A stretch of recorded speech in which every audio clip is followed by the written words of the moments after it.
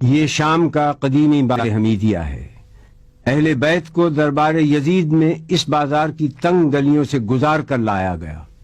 ہزاروں کا مجمع تھا۔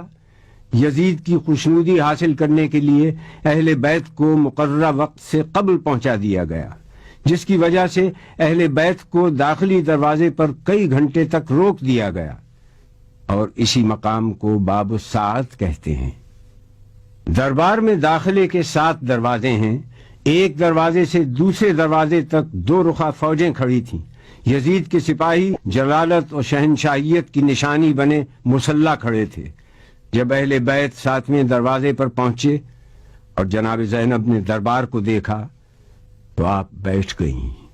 کہہ دو مجھے دربار میں حاکم نہ بلائے، خلقت کو دوبارہ نہ میری شکل دکھائے، گر قتل ہو منظور تو قاتل یہیں آئے، موجود ہوں خنجر میری گردن پہ پھرائے، فکر غم و اندوہ سے آزاد ہو زینب، سر تن سے جدا ہو تو بہت شاد ہو زینب۔ اہل بیت دربار میں داخل ہوئے تو پہلے انہیں ایک گوشے میں بٹھایا گیا۔ اس مقام کی پہچان کے لیے اس جگہ کے اطراف میں لکڑی کے کٹہرے بنا دیے گئے ہیں۔ یہ وہ جگہ ہے جہاں یزید بیٹھا تھا۔ اہل بیت کو یزید کے سامنے پیش کیا گیا۔ یہی وہ مقام ہے جہاں جناب زینب نے خطبہ ارشاد فرمایا تھا۔ یزید سے اہل بیت کا تعارف کروایا گیا۔ اس نے پوچھا یہ کنیزوں کے حلقے میں کون مغرور عورت بیٹھی ہے؟ جواب ملا یہ علی کی بڑی بیٹی رسول کی نواسی زینب کبریٰ ہے۔ دربار والوں نے اٹھ کر دیکھنا شروع کیا تو کنیزوں میں سے ایک کنیز نے کہا کہ تم لوگوں کو شرم نہیں آتی؟ اپنی گردنیں نیچی کرو۔ زبیر ابن قیس نے یزید کے سامنے سر حسین پیش کیا اور کہا کہ امیر مبارک ہو، قیدی آ گئے، محمد کا نواسہ قتل کر دیا گیا۔ اس کے بعد شہداء کے سر پیش کیے گئے۔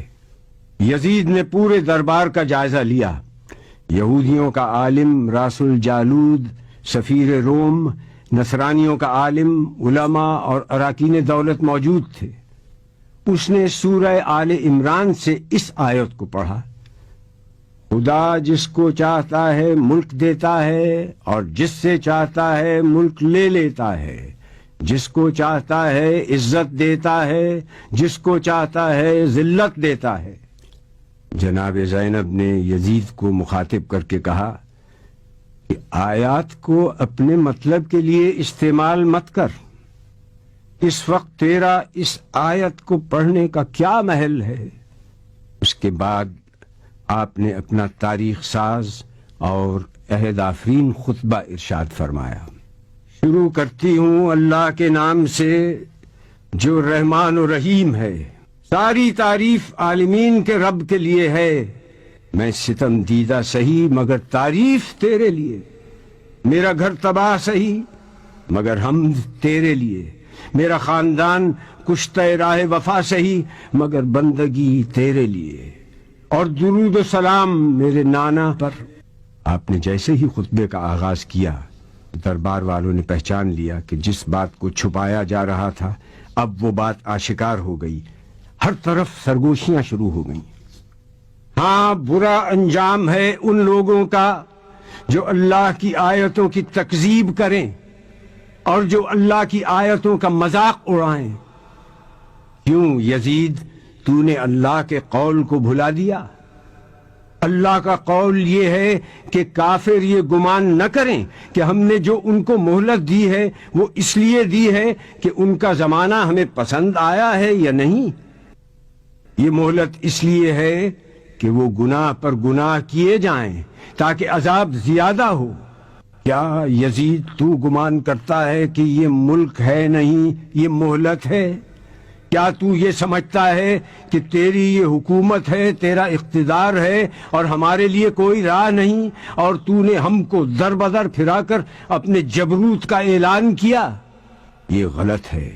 ہاں یزید ایسا ہوا کہ ہم شہر بشہر پھرائے گئے، ہم کو لوگوں نے دیکھا کہ ہمارے سروں پر چادریں نہیں تھیں۔ یہ سچ ہے، مگر تم سے اور کیا توقع ہوتی جس کا گوشت پوست اگا ہے شہیدوں کے لہو کو پی کر۔ اور تو کیوں جلدی نہ کرتا ہماری شہادت پر؟ کیونکہ تیری نگاہ بغض، نگاہ عداوت ہمارے گھرانے پر لگی ہوئی تھی۔ کس کا لشکر کمزور ہے یہ تو جان لے گا۔ میں دیکھ رہی ہوں کہ تو میرے خطبے کو روکنا چاہتا ہے، تو کسی اور کام میں مصروف ہے۔ ہاں، اب جتنی تجھ میں ہمت ہے ستم اور کر لے۔ یزید، تو ہم کو ڈراتا ہے؟